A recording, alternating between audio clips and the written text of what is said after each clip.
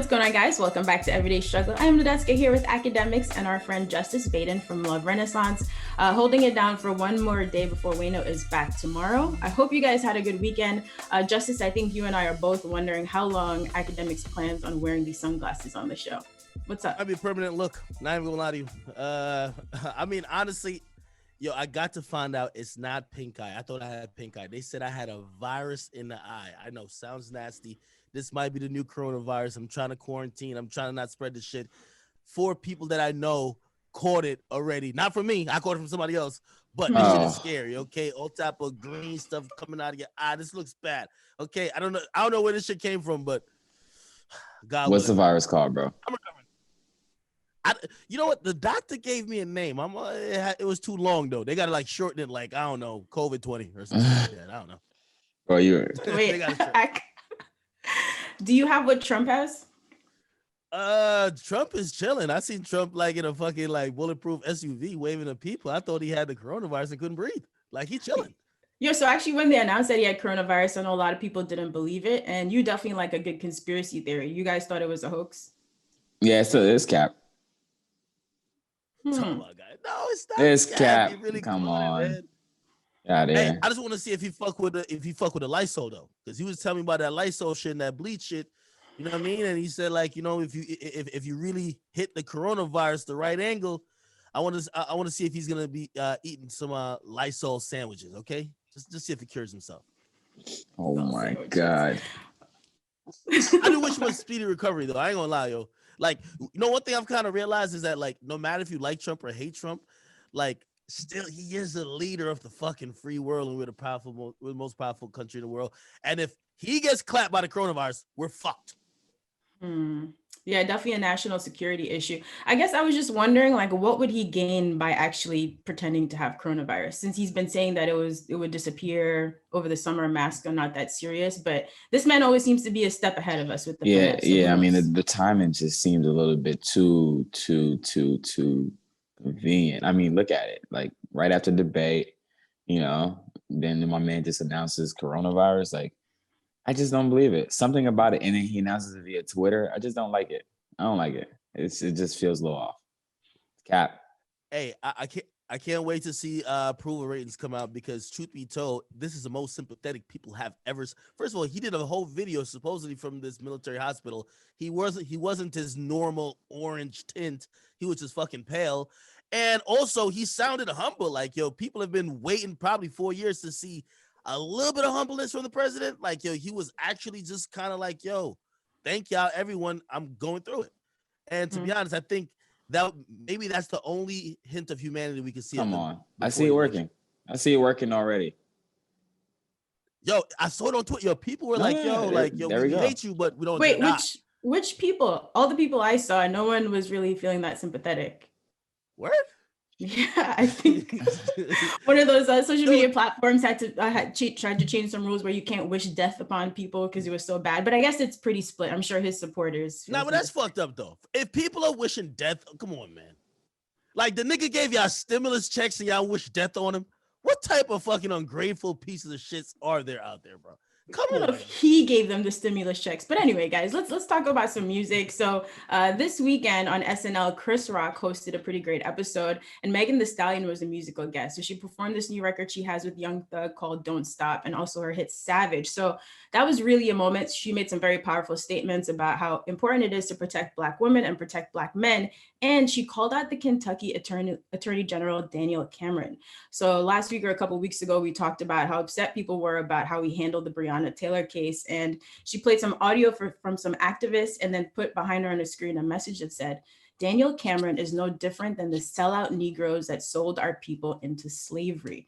I don't think we usually see artists making this big statements on such a big platform. What do you guys think about this? I'll go first. To be honest, I did like that she made the statement about, Black women being underprotected. Also, she definitely mentioned Black men also being targeted. And I like that. I don't know if I agree with her with the Daniel Cameron thing, though. Again, I know he's conservative. I get it. We wanted him to do a certain thing in the case with Breonna Taylor. but to compare him to like the people who sold out, Bro, like, that's the same you know what I nigga. mean? That's the same Like, nigga, bro. Come on, stop it. I've I've really been think calling so? him out for like the last 2 months. That he is the same nigga, basically, bro. Stop it. Wait, are we basing this just based on this one decision that we wanted to go another way, or does he have a pattern? Like, is there a history that kind of proves that this dude really don't give a fuck about the black community? Because I do think, yo, let's be clear though, he was in a very tough spot, right? And of course, I do think he should have sided with, you know what I mean, I don't want to say the color of your skin, but nigga, you oppressed too. I don't care if you're conservative or not. I mean, besides the color of skin or not, like just side with truth. Like just side with like a real perspective and not a perspective that niggas give you to just say on a press conference. Like when I watch this man on a press conference, I'm just like, bro, you basically do remind me of a nigga that will sell out your people. And that's just what we see from Mans. And like even how he even delivered the messages and yeah, there were some tones of condescension. If you watch that press conference towards, he seemed, all these activists and celebrities who are going to be outraged. I mean, justifiably outraged. And I guess people feel like he's just chasing political ambitions, right? He's just trying to rise through the ranks and doesn't necessarily care. But anyway, I thought it was a big statement, even if you disagree, worth the discussion. But I think pretty impressive that she chose to make such a bold statement. Yeah, he's a real life coon. Sorry. I will say though, that song that Meg performed, atrocious, just bad. The one with Young Thug on it. Yeah, I wasn't feeling that at all. But you know what I mean. Again, I think the message was bigger than the actual song. Yeah. Also, it was a little ill time, yo. You can't have a pro-black message. You know what I mean, yo. Black men are under attack. Black women are under protected. Then the next song you perform is "I'm a Savage." Come on now. Come on. I mean, that's rap. What are you gonna do? All right, I guess so. Fuck it. All right. All right. I know you guys are looking forward to this project. So over the weekend, 21 Savage and Metro Boomin released Savage Mode 2, obviously the follow-up to their 2016 project. Savage Mode features include Drake, Young Thug, Young Nudie, obviously production by Metro, Zaytoven, and some more. So we heard Morgan Freeman narrate the trailer, and he was also featured on skits throughout the album, which was really cool. But how did you guys feel about this project on your first listen? I loved it. What I'll say about 21 is that he clearly gets it in terms of putting together an album. And, obviously prides himself with taking time in between projects. He doesn't just rush to get out a lot of quantity. But what I've realized is that, and I mean, you could just think about the plight to even get Morgan Freeman to, really narrate your album. Even some of the shit he was narrating, I'm like, I don't even know if it's a script or Morgan Freeman was really showing niggas he really from the hood. But anyway, if you watch this album, the transitions excellent. The I'm not even gonna call them skits, the interludes excellent. If you see how it's sequenced, excellent. The beats excellent. I do think that because this is such a complete body of work put together really well, I think it's a contender for one of the top projects of the year, easily. Yeah, he nailed it. I mean, Savage, Metro, every time they come together, he nailed it. I think my concern, what I was worried about, wasn't really Savage's concern. So I'm with it. I think they shot from the field. The beats were amazing. Savage just found a great way to keep me entertained. All right, so we're feeling all the content. He also did some interviews, surprisingly. So he was on the Big Facts podcast where he said that people take rap too serious when it's strictly just a form of entertainment. And it goes on to say that most rappers aren't doing the stuff that they rap about, but a lot of people don't see it that way, so they target you. What do you think about this? 21 doesn't do a ton of interviews usually. That was an interesting statement because I think 21 clearly could distinguish and differentiate between rap and real life. But oftentimes, a lot of these rappers, they're selling us that what they rap about is their real life. So it becomes hard for fans to kind of, be the voice of reason or the person who's discerning between what's real and what's not. So I agree with 21, you know what I mean? And usually, unfortunately for fans, you think the person who's rapping about quote unquote the most real shit is the toughest guy or the guy who's living it the most. And usually that's just not true. And when you hear someone like 21 could say that, is because number one, he probably been in the music industry. He sees that this is literally just entertainment. So, like, if you were really doing some certain type of shit, it would make no sense to try to incriminate yourself, snitching on yourself. You know what I mean? Like, it just doesn't make sense. That's what I took from it. You know what I mean? But I do think that if many artists didn't sell their music as real, it wouldn't sell. Like, they have to cap like it's real. Like, most of these artists, especially street artists, nigga, you gotta think they're gangster. You gotta think they got 10 bodies, or else would you really like buy into the music? Yeah, no, I mean, I completely agree. I mean, it's like if it doesn't feel like you're about that life, whatever life you're saying you're about, it just doesn't feel great. I mean, and you know, like, that's kind of why, like, you have to kind of just pick your position to see where exactly you stand in street life and in street culture, where your angle is, because, you know, if you're not really gangster and you screaming gangster, it's not gonna kind of hit. But like, if you pick your little spot, like, for example, like, you know, Kendrick picked his spot as the good kid in the hood. You know what I'm saying? Like, if you pick your spot and it feels believable, I feel like, you know, you're good to go.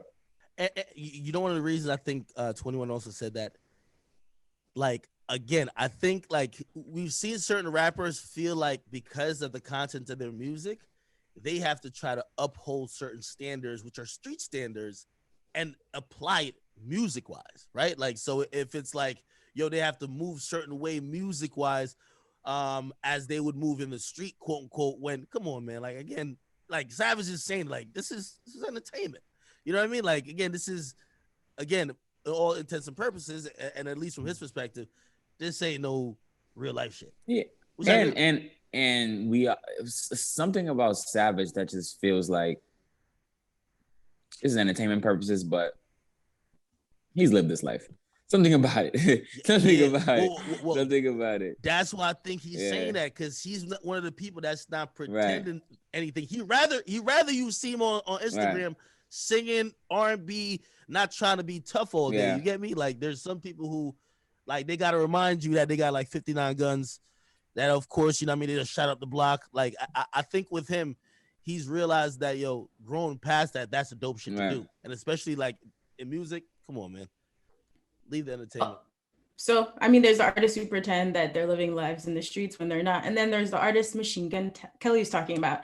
So MGK recently did a Zoom interview with a rock publication called Kerrang, and basically goes on to just express his disdain for musicians who use sadness to collect sympathy and sell records. So I'm paraphrasing a little bit here, but he basically said, some musicians cry about everything as a marketing tool, leaving no space basically for people who are actually going through it. He says, you fucked up the whole landscape because you're crying and you went to your label with a marketing campaign, basically saying my strategy is I'm going to every day about how much I hate myself and how sad I am, rack up the sympathy. Do you guys feel like people overdo it with this? I mean, absolutely, for sure. Like, I think right now it is. I don't know if it's, hey, I'm gonna go to my label with it, but it feels like it's definitely an aesthetic. Like, sadness is definitely an aesthetic, like, people put on their back and just like run with. But, you know, then again, it's just like who am I to, like, you know, say somebody's not sad? I know, but I don't know. I mean, it feels a way that people definitely put sadness on as an aesthetic, and like they try to find the best way to breed the mood. It's just like, yo, like, hey, I'm going to wear all black and I'm gonna like look down and I'm gonna do interviews and I'm gonna just be this sad guy. And I'm just like, come on, guys, like, you know, like, sadness doesn't feel like it works that way, but yeah, I agree. It's interesting. I don't know if I really agree with this one, because a lot of artists who are doing the sad thing, even when they're not sad, they still making sad music. They're just pandering to an audience because that is the marketing, right? And also, and that's what I'm saying, I'm slightly disagreeing with it. To a certain extent, like, people could see through the bullshit. Usually it doesn't work if it ain't sincere. Like, I remember, like, it was just something about, like, XXXTentacion. Like, I remember when he called me and he said, yo, you gotta listen to my album 17. He told me go in a dark room, fucking sit Indian style, no lights on, and just listen to my project. He even said it, the thing was for depressed people only. Now, with him, like you have to be fucking deaf, dumb, and blind to not realize that he was really going through some things, and obviously some mental things as well. I don't think he was faking it. I do think at times rappers try to fake it, but usually they don't get that really cult audience that usually comes with. Like, for example, like Juice WRLD. Juice WRLD has like a huge crazy audience that really attached to his music, because not only did they believe it, they were living it with him. I think a lot of people try, but I don't think I think we see through the Yeah, bullshit. yeah, I guess that's yeah. I agree. Like, I was just gonna say, do you consider them the same? Sorry, Justice, and you could continue, because I mean, I think heartbreak music is always gonna sell since the beginning of time, right? R&B, soul, that's different because we go through that. There's highs and lows, but it seems like he's talking about people more specifically, not even talking about just heartbreak and that kind of sadness, but just them themselves being sad all the time. But Justice, continue. no, I mean, I agree. Like, I mean, people can definitely usually always see through it in terms of like it's an energy, right? Like when Act brought up X, like X had an energy that felt a certain way. And, you know, usually people that have a sense of, you know, sadness or depression or whatever it is, the energy seems to cut through and you feel it through the music. But, you know, also in the same breath, I don't know. I just feel like I'm tired of, like, you know, just the ploy, you know, where it's just like, oh, like, you know, like when people just play with suicide, I don't really fuck with that. But at the end of the day, again, like I said earlier, I'm just like, who am I to really judge who's playing with what? So, you know, let's just be responsible here. But, you know. Yeah, and in reality, yo, that's the tricky part, as you just said, Justice. Like, you can't really judge people's like actual mental state. Yo, I've seen a couple rappers tweet out suicidal shit. I had their number. I was fortunate enough to be like, all right, let me reach out. Younger artists, I'm like, you know, if I could be a good influence, let me do it. I hit them up. They chilling, laughing, like they ain't nothing wrong. I'm like, yo, you know, like you're disturbing your fans. Like, people are worried about you. They're like, I just tweeted some shit. Like, you know, so some people definitely abuse it. Like those people, like, obviously I think they're they're abusing their power and their influence, but usually people see through the bullshit. All right, thank you guys. So look, there've been a lot of album releases the past couple of weeks. Of course, Bryson also dropped this weekend. We'll talk about that probably on tomorrow's episode. Make sure we talk about him, R&B connoisseur now. Yo, this man. Why do you have to lie to you have to lie to yourself, to us, to the audience? Come on. Hold on. Well, if Justice might not be here tomorrow, I would like his quick thoughts on Bryson's project. I'll give my deep dive tomorrow. Wait, how are you just gonna set me up to not give your thoughts? That doesn't even make sense. Bryson. He's gonna steal your thoughts for his R&B connoisseur segment tomorrow. Basically. Yeah, I mean, listen. I mean, Bryson. I think. Well, I think that Bryson was able to give a solid project. It seemed like a solid effort. You know, again, I just really felt like the production was flat. But I do really appreciate Bryson. Something about his perspective that I really like. And I just feel like he has to just do better on the production end and actually like the song structure of things. But it feels like a solid start. I saw something on Twitter where he said, you know, he's going to drop something else. So it feels like a solid start to, you know, whatever comes through. But yeah, overall, I like it. Okay. So, Aki, you have something to add, or you're gonna hold your thoughts tomorrow? No, I'm gonna get my deep dive tomorrow, man. That's why I had to get my listen, we got Justice here, you know what I mean? Like one of the owners of LVRN, you know what I mean? You got the R&B people on deck. I would like to hear the tastemakers' point of view on that. I'm so sorry. Did you guys listen to Givion's project? All right, man. You're doing too much now. I'm a big fan of Giveon. Like, hold on now. I'm a big fan of Giveon. When it's all said and done, Ak, if you're really an R&B connoisseur, get in the bag. Yeah, of course he's not. Bro, he went crazy on song with Drake.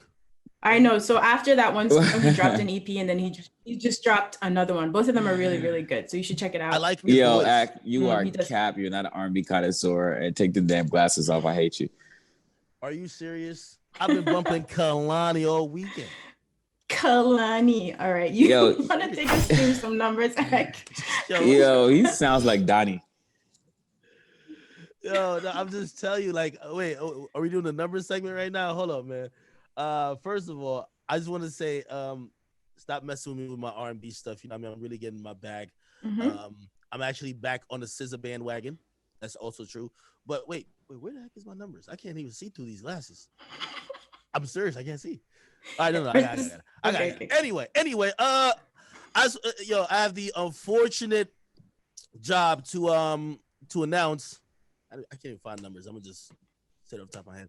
Yo, my man Tory Lanez actually sold 37,000, man, and that's his Daystar album. He actually debuted number 10. No playlist, no radio. Very controversial project. He's quote unquote independent. I think we could probably have a discussion if that's a big win or not. But of course, I think the big album last week was MGK, who got his #1 album with Tickets to My Downfall, which is a rock album. Think about it, man. Homie was dropping all these rap albums. Niggas ain't supporting. He gets his highest first week with 126,000 when he does rock. Okay. Pop Smoke, Juice WRLD, Young Boy, they were still in the mix, the top 10. However, I think also the big news for the week to come is that 21 and Metro Boomin, Savage Mode 2 is expected to sell upwards of like 170,000, could go all the way to 200,000. And Bryson, my guy Bryson, he's expected to sell maybe up to 85,000. So I think that's big for both of them. Pretty solid numbers. What y'all think? Yeah, I agree. I mean, the Savage numbers are amazing. Being gone for that long and just dropping the tape, barely any promotion, just off the strength of the people, I think is amazing. Really, really amazing numbers. And Bryson, yeah, it's just, solid numbers for people that have been gone for so long. Hey, this is why I'm realizing content is king, right? Like in this quarantine time, I've seen a lot of people do less than what they would normally do. Shit, we saw Black Youngster and Moneybagg Yo. At least Moneybagg Yo, he's usually hovering around like 50. They did around mid-30s. Lil Tecca, he did mid-30s. Again, people's sales haven't really surpassed what they usually do outside of quarantine, because a lot of these people's music revolves around the club, people being outside, revolves around them moving around to promote and do all this stuff. It's a testament to how Savage carefully concocts an album, and also how bad people wanted Savage Mode 2. Like, if it's about to do maybe 200,000, I think it will. That's the big boy number. Once you hit 200,000 to me, different level, different league. I think it actually will.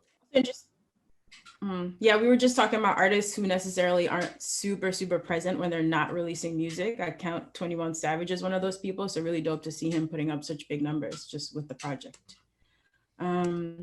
All right, let's give out a couple quick congratulations. According to TMZ, Nicki Minaj has given birth to her first child. That's really dope for her. Congrats to Nicki and her family. And Waka Flocka shared a video of himself receiving an honorary doctorate degree in philanthropy and humanitarianism. Those are really hard words for me to say. But anyway, congratulations to Waka Flocka. That's really dope. Definitely salute to my man Waka. And also congrats to Nicki Minaj and Big Zoo. I know they'll make fine parents. Why do you still have to say his name like that, yo, every time? Yo, Ack is a troll, bro. I swear to God. Yo, I say the guy named this something wrong. I swear to God, you're a troll, bro. Congrats. Yeah, let's move off this topic because I don't want nobody to think I'm. No. This is not even a topic. It was just congratulations, and we gotta go. Unless there's anything I missed that you want to mention from the weekend, Ack. That's it for me. No. I just want to thank Justice, honestly, for holding it down for Wayno for the last week, yo. I appreciate his insight. Also, salute to my man Wayno. I know it's been a tough week for him, but for everybody who's an everyday struggle audience, man, cut my man Justice some slack, man. Cut him some goddamn slack. No. Fuck that. Tell them niggas to come in my comments. I'm with all the smoke. I be taking all of them out one by one. Niggas be having no profile pictures. Nothing going on there in their lives be on private. I come at them, every single one of them, nigga. Fuck out of here. Oh man, I love it. What I'm talking about, man.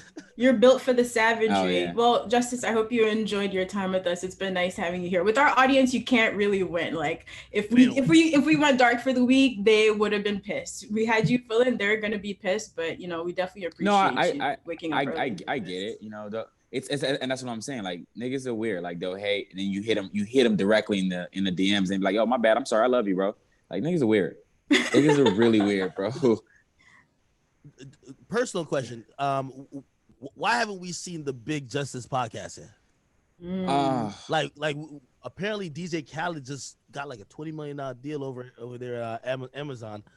Man, I think people like you, Russ, people who are really educated on, the insider stuff and, could give some good, valuable insight. I think there's a lane. I'm not mad at it. I just need more practice. If I'm going to do something, I want to be excellent at it. So come back and visit us soon, Justice. Guys, like he said, pull up. He wants all the smoke. We appreciate you, and we'll see you guys here tomorrow on Everyday Struggle.